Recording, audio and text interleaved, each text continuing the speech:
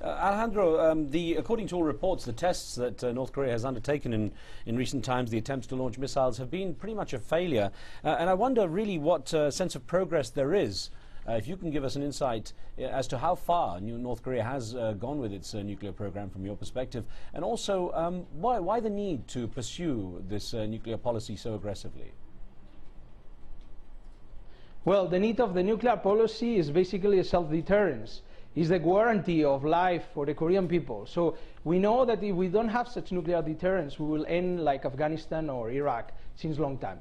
And it has been demonstrated during the Bush administration that only a nuclear power, a country, like now it is DPRK, can make the USA sit in the negotiation table and treat us face to face as equal, not as a subordinate.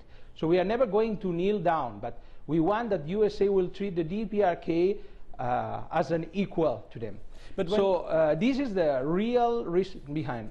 But when the US has made concessions, for example, after those first tests in 2003, it's held out its hand. There's been no positive response from North Korea. It seems that the West ends up feeling it's a game where North Korea pushes for concessions, pushes for something, and then takes it further, doesn't accept what's offered.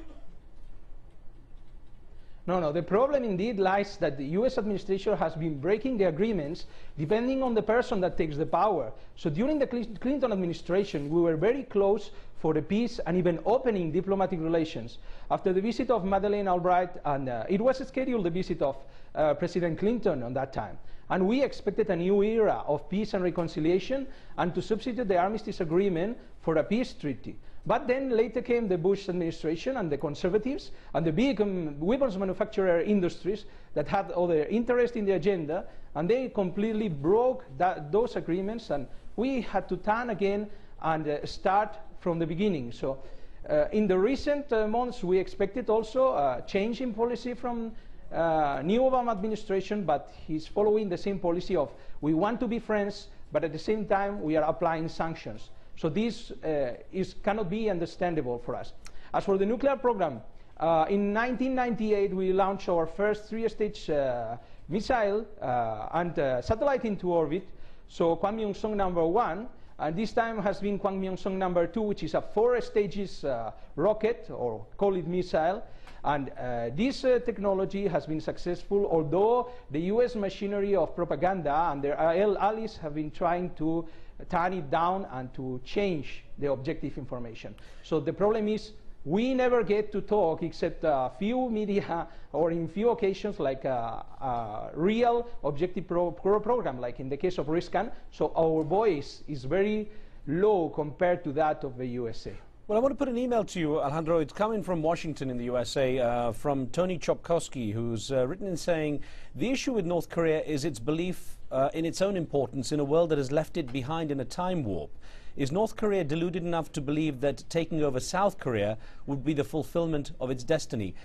When you talked about a threat and that North Korea without nuclear weapons could end up like in Afghanistan, where do you see the perceived threat? What do you think the international community's goal is? Well, we see first, we have an armistice agreement between the DPRK and the US command, where was signed in 27 July 1953 with the Korean War ended, and since 1953 we are requesting for peace treaty and we are requesting to engage in relations, but USA never wanted this peace. So if you don't want the peace, means you want the war. And then since that very same moment, since then we have been trying to approach under a mutual respect basis with the United States, but we only see continuous military maneuvers in South Korea, aimed maneuvers of aggressions aimed to a possible conquest of the northern part of the Korean Peninsula, or the proliferation security initiative and anti-terrorist, what so-called anti-terrorist measures, which are aimed to increase the blockade in our economy. So right now we have launched a satellite. We have the right to launch a satellite where a sovereign nation, like any other nation in the world, can launch their own satellites. Nobody says anything, but now we launch one satellite and they imposed even further sanctions. Okay. So obviously you cannot go with these double standards, and we feel the threat from the United States until we can sign the peace and see real action goings toward friendship and understanding between both nations. Okay, Scott, listening to what Alejandro Caldebenos has to say, what do you make of the argument from the North Korean side? And when U.S. Secretary of State Hillary Clinton says, that the U.S. and its allies would tighten the band around North Korea, what does that entail? What else could they do if sanctions have been proved to be, well, don't seem to be doing very much? Yeah. Well, I think that Alejandro makes an argument that is familiar to anyone who has paid attention to what the North Koreans are saying. It is very consistent with the kind of self-justification that the North Koreans have offered. I would just make, I think, one major point, and that is that he mentioned the change in policy between the Clinton administration and the Bush administration. Well, to a certain extent, it was entirely plausible to believe that there could be another change in policy with the advent of a new administration.